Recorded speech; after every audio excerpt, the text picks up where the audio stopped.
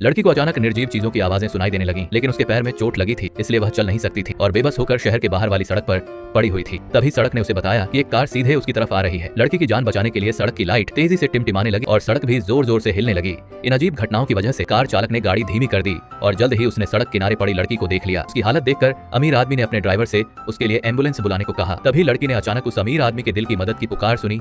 उसने उससे कहा कि वह भी उसके साथ अस्पताल चले, क्योंकि उसके दिल ने बताया है कि 30 मिनट बाद उसकी धड़कन रुक जाएगी। ड्राइवर को लगा कि लड़की पागल है, लेकिन अमीर आदमी ने उसकी आंखों में सच्चाई देखी और उस पर भरोसा कर लिया। अस्पताल में जांच के बाद अमीर आदमी ने लड़की का बार बार धन्यवाद किया। अगर उसने उसके दिल की परेशानी समय पर नहीं बताई होती तो इलाज में देरी के कारण उसकी मौत हो जाती। जब उसे पता चला कि लड़की के माता पिता ने उसे घर से निकाल दिया है और उसके पास रहने की कोई जगह नहीं है, तो उसने तुरंत पूछा क्या वह उसकी गोद ली हुई बेटी बनना चाहेगी।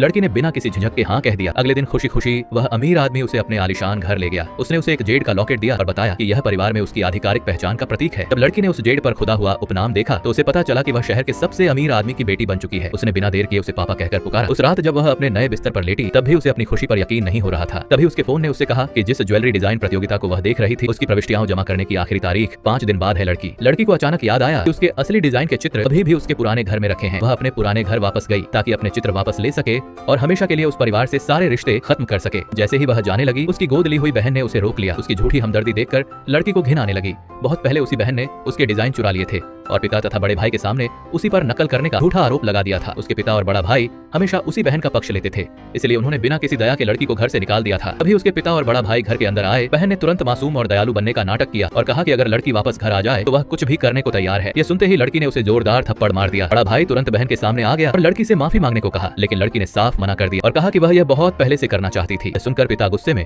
लड़की को मारने के लिए हाथ उठाने लगे, लेकिन लड़की तुरंत झुक गई और पिता का थप्पड़ सीधे अपने बेटे के चेहरे पर जा लगा। इससे पिता और भी ज्यादा गुस्सा हो गए और चिल्लाकर बोले कि आज से उनका उससे बाप बेटी का रिश्ता हमेशा के लिए खत्म है। अब लड़की भी नहीं रुकी और उसने अपने दिल का सारा दर्द बाहर निकाल दिया। उसने बताया कि कैसे उन्होंने हमेशा अपनी गोद ली हुई बेटी को उससे ज्यादा महत्व दिया और हमेशा उसी का साथ दिया। उसे यह बिल्कुल उम्मीद नहीं थी कि मेज पर रखा हुआ मग उसकी बातें सुनकर इतना गुस्सा हो जाएगा, वह लड़की का साथ देगा। जोरदार धमाके के साथ फट गया। यह देखकर कमरे में मौजूद सभी लोग दंग रह गए। जैसे ही मग टूटा घर की बाकी सारी निर्जीव चीजें भी जाग उठी और सभी ने एक साथ कहना शुरू